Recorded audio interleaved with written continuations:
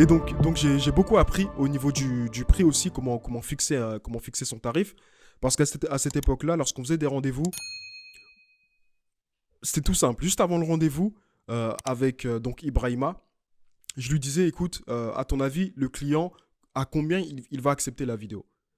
Lui, il me disait un prix, je lui disais un prix, et lui était toujours, son prix était toujours supérieur au mien. De au Attends, moins juste. 300, 400 ou 500 euros. Ah, d'accord, j'allais te dire, est-ce que tu aurais un exemple, en fait, pour donner à quel point c'était différent?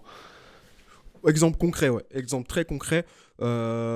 Exemple très concret, on voulait faire une vidéo, une réalisation pour une entreprise donc c'était une start-up. C'était une start-up. Ah, je me souviens plus exactement. C'était pourquoi exactement.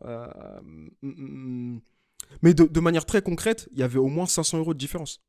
Pour te dire à quel point, il y avait au moins 500 Ok. euros de différence. Je disais 900 euros, lui il me disait 1400 euros. Tu vois, si je disais 1500 euros, lui disait 2000 Ouais, euros. d'accord. Et à chaque fois, c'était lui qui avait raison.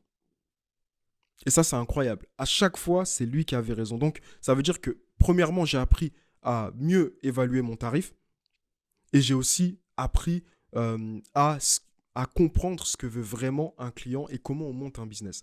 Donc, c'est de cette manière-là que j'ai pu faire une transition en travaillant avec eux. J'ai travaillé avec eux sur plusieurs mois. Euh, j'ai vraiment travaillé avec eux sur plusieurs mois. J'ai pu m'occuper de leurs projets. Une sorte de système de sous-traitance, en fait. Donc, je m'occupais de leurs projets, je m'occupais de toutes ces choses-là. J'apprenais énormément. Je rentrais dans un monde que je connaissais pas, le monde des startups, le monde des business, etc. Et c'est de cette manière-là que j'ai appris à déléguer le travail, que j'ai appris à monter en compétences, que j'ai appris que le site internet, c'était pas le truc le plus important au monde. En fait, j'ai appris tellement de choses, en fait, de Non, cette mais alors manière-là. là, tu soulignes quelque chose qui est le fondement même de la philosophie vidéopreneur et même là, moi, de vidéaste freelance.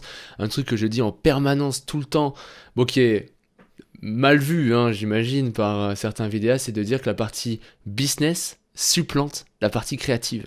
Ce qui va faire que vous allez avoir un projet, c'est le fait de de comprendre un client ce qu'il veut et pas ce qu'il veut sur le plan technique, mais ce qu'il veut, qu'est-ce qu'il cherche à faire avec cette vidéo. Par exemple, un client, il peut chercher à obtenir je sais pas, avoir plus de visibilité sur Internet, par exemple. C'est ça qu'il cherche à faire et c'est ça qu'il faut vendre. En fait, la qualité de votre vidéo ou la marque de caméra que vous utilisez, c'est pas quelque chose qui est important. Et là, tu viens de résumer, mais encore une fois, comme tout à l'heure, tu viens de faire un truc, faut que je garde cet extrait, que je le mette. Si je pouvais l'encadrer, je l'encadrerais chez moi, tu vois.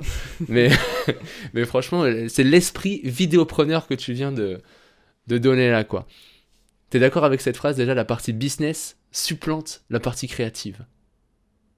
En fait, ce que tu dis, c'est super intéressant. En fait, la partie business, euh, et je pense que beaucoup de vidéastes ont un problème avec ça, parce qu'ils confrontent ces deux parties-là, alors que ce pas deux Hmm. parties qui doivent se confronter. En fait, la partie business, elle est là juste pour que tu puisses comprendre le client que tu as en face de toi. Il y a des clients que j'ai encore aujourd'hui, la partie créa est hyper importante. Hyper importante. Pourquoi? Parce que c'est important pour leur activité. Oui. Tout simplement, en fait. C'est important pour leur activité, c'est important pour qu'ils aient des clients, donc du coup, c'est important pour toi. Et donc, du coup, tu peux t'amuser avec eux à créer un tournage de plus en plus créa, etc. Lors de ton montage, à faire des choses hyper intéressantes. Tu peux t'amuser dans ce côté-là. Mais donc, du coup, tout ça, ça part déjà de la partie business, de comprendre ton client. Tu vois. Donc, du coup, ce que tu dis, Effectivement. c'est hyper intéressant. Donc, c'est pas que je suis pas en train de dire que devenez vidéaste et faites que des vidéos nulles.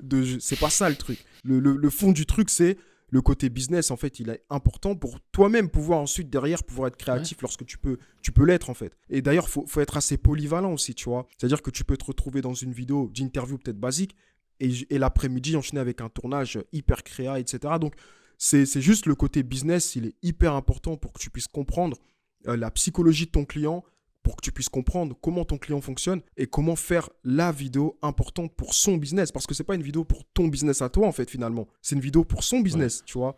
Donc, du coup, si c'est une vidéo qui doit être créa, tu dois le comprendre et faire la meilleure vidéo possible. Je fais des vidéos créa aujourd'hui. J'ai plusieurs montages là que je dois terminer, d'ailleurs, qui sont hyper créa. Mais c'est des vidéos qui ont été travaillées en amont avec le client. Et c'est pas des vidéos passion. C'est des vidéos où je suis payé dessus, tu vois. Donc voilà.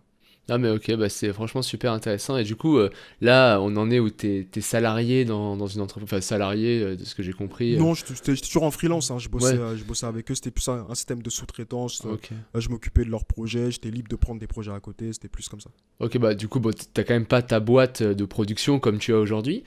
C'est ça. Et en fait, justement, bah, je voulais un petit peu avancer dans le temps et me dire à quel moment tu t'es dit, ok, vas-y, je me la donne et moi aussi, je vais m'occuper de la partie business. Là où actuellement, dans ce que tu m'as dit, tu t'occupais vraiment que de la partie réalisation vidéo, même si quand même tu faisais les entretiens, tout ça, quoi. Mais à quel moment, du coup, tu t'es lancé, t'as dit, ok, je vais faire ma boîte de Ok. production. Ok. Donc du coup, pour remettre un peu sur la timeline un peu, j'ai monté une première activité qui s'appelait Satori Vision avec un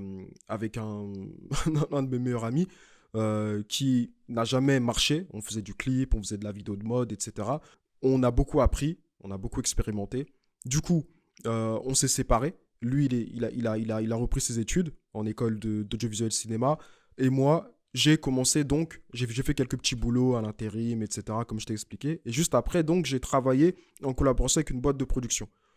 Je suis resté avec eux durant plusieurs mois. Durant plusieurs mois, je suis resté avec eux, j'ai bossé un peu avec eux. Et au bout de 3, 4 ou 5 mois, je ne sais plus, ce que j'ai fait, c'est que j'ai redécollé, enfin, fait redécoller mon activité de mon côté, tout en continuant de travailler avec eux. Ok. Le problème, et là, je voudrais parler de quelque chose qui est très important parce que je le vois souvent. Je vois beaucoup de vidéastes qui font ça. Euh, il faut devenir un entrepreneur. Et en fait, le problème, pourquoi j'insiste vraiment sur le terme entrepreneur. Parce qu'en fait, il y a beaucoup de vidéastes qui disent qu'ils vivent de la vidéo, alors qu'en fait, ils sont juste dans un système de sous-traitance avec d'autres entrepreneurs. Et c'est quoi le problème derrière ça? Le problème, c'est quoi? C'est que ils ont juste finalement un seul client. Et ce client-là, c'est une boîte de production ou c'est un autre vidéaste qui leur trouve du travail. Eux ne trouvent pas du travail, eux s'occupent juste de la partie tournage ou montage. Et le problème, c'est quoi? C'est que s'ils perdent cette boîte-là ou ce vidéaste-là, ils vont pas, ils auront pas les compétences pour derrière trouver par eux-mêmes leurs propres clients. Et donc, du coup, ce ne sont pas des entrepreneurs, mais ce sont un peu, en plus, tu as utilisé ce terme-là, ce sont un peu des salariés, en fait. Juridiquement, ce Ouais. ne sont peut-être pas des salariés, mais de manière officieuse, ce sont des salariés d'une entreprise. Et c'est très dangereux lorsque tu deviens le salarié d'une entreprise sans que tu le sois de manière Ouais. juridique, en fait. Ouais, on le voit avec Deliveroo et tous ces trucs-là. Exactement, tu vois, exactement. Et je trouve que dans le monde de la vidéo, c'est quelque chose qui est vraiment énormément fait. Et c'est très, très dangereux. Et donc, moi, de cette expérience-là, je me suis dit, OK, c'est dangereux. OK, ce que je fais, c'est cool. C'est eux qui me rapportaient le plus gros de mon chiffre d'affaires à cette époque-là. Mais si je continue de cette manière-là, je suis totalement dépendant d'eux. Et du coup, je n'ai pas un business en fait. Si un jour ils refusent de me payer, d'ailleurs ça arrivait plusieurs fois que, pas qu'ils refusent de me payer, mais plutôt qu'ils me disent, écoute, ce mois-ci, on va juste décaler, des choses tout bêtes, mais on va juste décaler ton paiement que tu devais avoir à la fin du mois, on va le décaler au début du mois prochain. Hmm.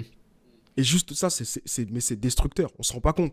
Mais c'est destructeur quand tu attends 1 500 € par exemple ou 2 000 € de ton plus gros client et qu'il te dit je décale ça du 23 au début du mois suivant, toi tu es complètement cuit, tu vois. Puisque derrière, tu n'as pas forcément d'autres clients ou tu n'as pas des clients qui te payent suffisamment.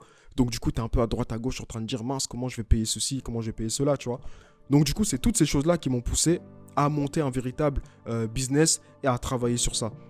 Salut, c'est Antoine. Si vous avez aimé cet extrait du podcast Les Vidéopreneurs, laissez un pouce bleu et un commentaire pour le référencement. Et bien sûr, si vous avez des questions business, n'hésitez surtout pas, ça me fera plaisir d'y répondre. Et deux choses avant de vous quitter, vous pouvez retrouver tous les épisodes en entier sur Apple Podcast ou votre plateforme de podcast préférée. Je vous mets les liens en description. Et si vous souhaitez mettre un coup d'accélérateur à votre activité de vidéaste entrepreneur, vous pouvez rejoindre ma formation gratuite pour trouver facilement des clients par mail. C'est le premier lien qui se trouve en description.